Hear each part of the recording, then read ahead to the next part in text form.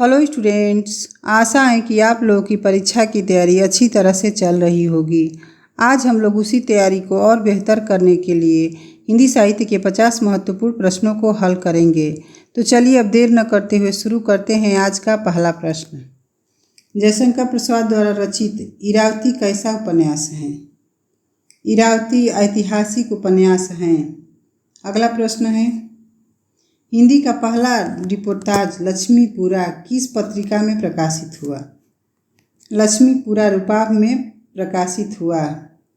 प्रश्न नंबर 3 देखते हैं, साकेत किसका लिखा हुआ राम कथा पर आधारित महाकाव्य है?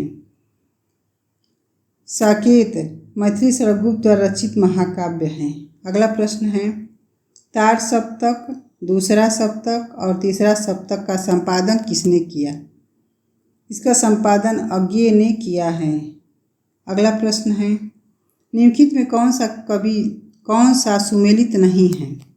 रामायण संस्कृत, रामचरितमानस अवधि, साकेत खड़ी बोली या विनय पत्रिका अवधि? इसमें सुमेलित विनय पत्रिका अवधि भाषा में नहीं है। विनय पत्रिका की रचना ब्रज भाषा में हुई है। अगला प्रश्न है, रामचंद्रिका का रचनाकाल क्या है? रामचंद्रिका का रचनाकाल 1601 ईस्वी है। प्रश्न नंबर 7 देखते हैं, आचार्य रामचंद्र शुक्ल ने किस काव्य ग्रंथ को प्रेमाख्यानक काव्य परंपरा का पहला ग्रंथ माना है? इसका सही उत्तर ऑप्शन ए मृगावती है। अगला प्रश्न है, नाटक में पात्रों की संख्या अधिक होने से किसमें बाधा पड़ती है? इस प्रश्न का सही उत्तर ऑप्शन ए अभिनेता एवं रंगमंचयता में। प्रश्न नंबर 9 देखते हैं, पगडंडियों का जमाना किसका निबंध संकलन है? पगडंडियों का जमाना हरिशंकर परसाई का निबंध संकलन है। प्रश्न नंबर 10 देखते हैं, प्रेम और मस्ती के कविता लिखने वाले कवि इनमें से कौन है? प्रेम और मस्ती के कविता लिखने वाले कवि हरिवंश राय बच्चन हैं। अगला प्रश्न देखते हैं, मिश्र बंधुओं ने परिवर्तन काल की समय सीमा निर्धारित की है। मिश्र बंधुओं ने परिवर्तन काल की समय सीमा 1890 से 1925 तक निर्धारित की है। प्रश्न नंबर 12 देखते हैं, उन्नाव और रायबरेली जिले में कौन सी बोली बोली जाती है? उन्नाव और रायबरेली जिले में अवधी बोली बोली जाती है। अगला प्रश्न है, हिंदी साहित्य का इतिहास लिखने वाले प्रथम भारतीय कौन थे? हिंदी साहित्य का इतिहास लिखने वाले प्रथम भारतीय शिव सिंह सेंगर थे। अगला प्रश्न है, आल्हा छंद का प्रयोग किस आधुनिक काव्य में हुआ है? आल्हा छंद का प्रयोग प्रिय प्रवास में हुआ है।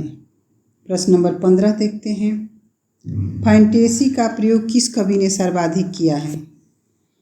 फैंटेसी का प्रयोग मुक्तिबोध ने सर्वाधिक किया है। अगला प्रश्न है, रसास्वाद को सर्वप्रथम ब्रह्मानंद सहोदर किसने कहा? रसास्वाद को सर्वप्रथम ब्रह्मानंद सहोदर भट्टनायक ने कहा है। प्रश्न नंबर 17 देखते हैं, रस की सत्ता को आत्मगत किसने माना है? रस की सत्ता को आत्मगत अभिनव गुप्त ने माना है। प्रश्न नंबर 18 देखते हैं, नवगीत को रागात्मक चेतना का पर्याय किसने कहा है? इसका सही उत्तर ऑप्शन बी रविंद्र भ्रमर ने कहा है। अगला प्रश्न है, निम्नलिखित में कौन सुमेलित नहीं है? पद्माभरण पद्माकर का, शिवराज भूषण भूषण का, भवानी विलास भिखारी दास का या कविप्रिया केशव दास का? इसमें सुमेलित कौन सा नहीं है? ऑप्शन सी भवानी विलास भिखारी दास का सुमेलित नहीं है। अगला प्रश्न है, राम की शक्ति पूजा का रचना काल क्या है? राम की शक्ति पूजा का रचना काल 1936 ईस्वी है। प्रश्न नंबर 21 देखते हैं, इनमें से तुलसीदास की कृति कौन सी है? तुलसीदास की कृति पार्वती मंगल है। अगला प्रश्न है, भारतेंद्र ने तदीय समाज की स्थापना कब की? भारतेंद्र ने तदीय समाज की स्थापना 1873 ईस्वी में की है। प्रश्न नंबर 23 देखते हैं, निम्नलिखित में कौन सा नाटक बालकृष्ण भट्ट का नहीं है? इनमें से बालकृष्ण भट्ट का नाटक शिव साधना नहीं है। अगला प्रश्न है, बिहारी और देव नामक आलोचनात्मक कृति किस वर्ग में आएगी?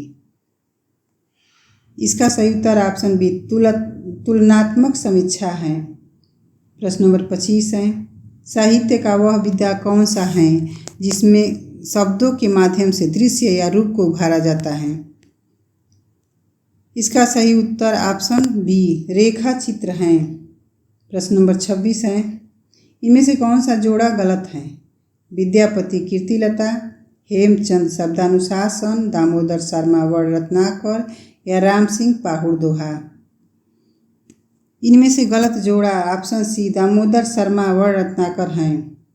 अगला प्रश्न है, हनुमान बाहुक के रचयिता कौन है? हनुमान बाहुक के रचयिता तुलसीदास हैं। प्रश्न नंबर 28 देखते हैं, इन मुसलमान हरिजन पे कोटिन हिंदू बारिये भारतेंदु जी ने यह पंक्ति किस कवि के लिए कही है? भारतेंदु जी ने यह पंक्ति रसखान के लिए कही है। अगला प्रश्न है, बूढ़े मुँह मुहासे प्रहसन के लेखक हैं? इसका सही उत्तर ऑप्शन बी राधाचरण गोस्वामी है। प्रश्न नंबर 30 देखते हैं, तुलसीदास ने अपना रामचरितमानस सबसे पहले किसे सुनाया था? तुलसीदास ने रामचरितमानस सबसे पहले रसखान को सुनाया था। प्रश्न नंबर 31 देखते हैं, जयशंकर प्रसाद की प्रथम छायावादी कृति कौन सी है? जयशंकर प्रसाद की प्रथम छायावादी कृति झरना है। अगला प्रश्न है, अपने अपने पिंजरे आत्मकथा किसकी है? अपने अपने पिंजरे आत्मकथा मोहनदास नैमिषारण्य की है। प्रश्न नंबर 33 है, छायावाद के प्रमुख कवियों में किसमें गीतों की मधुर वेदना की मर्माभिव्यक्ति अधिक है? इसका सही उत्तर ऑप्शन सी महादेवी वर्मा की है। प्रश्न नंबर 34 देखते हैं, अष्टयाम का रचनाकाल क्या है? अष्टयाम का रचनाकाल 1603 ईस्वी है। अगला प्रश्न है, हिंदी नवरत्न के लेखक कौन हैं? हिंदी नवरत्न के लेखक मिश्र बंधु हैं। अगला प्रश्न है, रामायण महानाटक के रचयिता कौन है? रामायण महानाटक के रचयिता प्राणचंद चौहान हैं। प्रश्न नंबर 37 देखते हैं, तुलसीदास किस दार्शनिक मत के भक्त कवि थे? तुलसीदास विशिष्टाद्वैतवाद के मत के भक्त कवि थे। अगला प्रश्न है, नंददास के किस काव्य ग्रंथ पर प्रेमाख्यानों का प्रभाव है? इसका सही उत्तर ऑप्शन सी रूप मंजरी है। अगला प्रश्न है, लक्षण ग्रंथ का अभिप्राय इनमें से क्या है? लक्षण ग्रंथ का अभिप्राय काव्यांग निरूपक ग्रंथ है। प्रश्न नंबर 40 देखते हैं, नामवर सिंह की पुस्तक दूसरी परंपरा की खोज किस पर केंद्रित है? दूसरी परंपरा की खोज हजारी प्रसाद द्विवेदी पर केंद्रित है।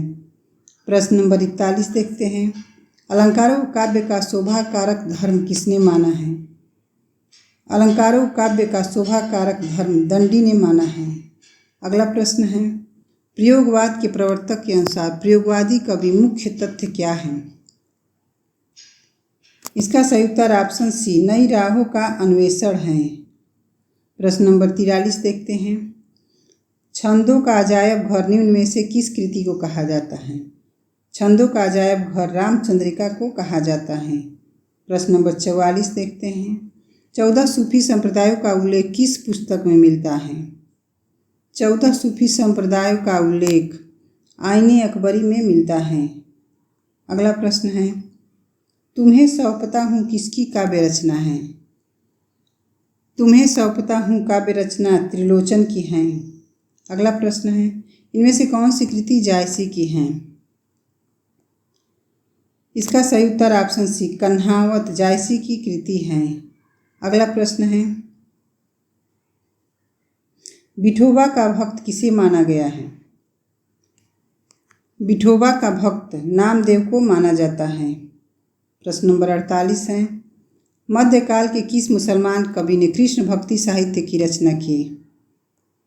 इसका सही उत्तर ऑप्शन सी रसखान ने कृष्ण भक्ति साहित्य की रचना की है। अगला प्रश्न है, इनमें से कौन स्वच्छंदतावादी कवि हैं? स्वच्छंदतावादी कवि इनमें से जयशंकर प्रसाद हैं। आज का हमारा ये अंतिम प्रश्न है, निम्नलिखित में कौन सी भाषा संस्कृत भाषा की अपभ्रंश है?